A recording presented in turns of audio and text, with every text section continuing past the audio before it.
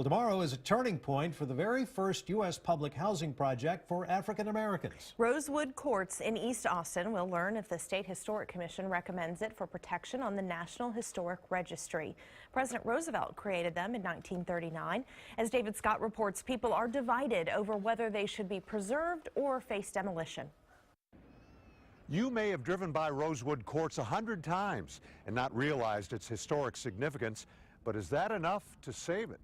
It's 75 years old. Why save it? Once you decide to demolish, it's gone forever. Austin's Housing Authority's $1 million study could call for partial or complete demolition. New electricity, plumbing, laundry rooms.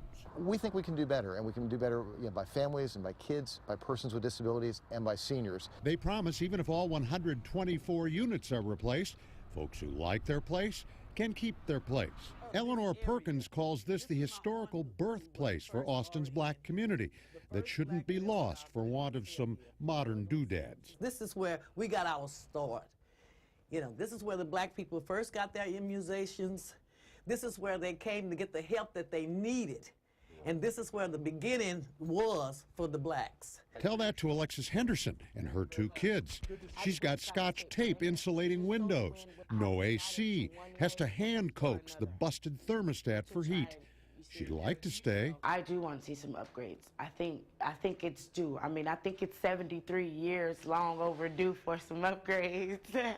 We want to be able to walk in our home and be like, you know what? It feels good to be home. Many eyes will be on Saturday's historic registry vote, the past and present. David Scott, KXAN News. Rosewood Courts are among 10 possible historic sites across Texas up for vote. If the vote is yes, the National Park Service will have 45 days to consider that recommendation. If not, the Austin Public Housing Authority could recommend more sweeping changes for Rosewood later this fall.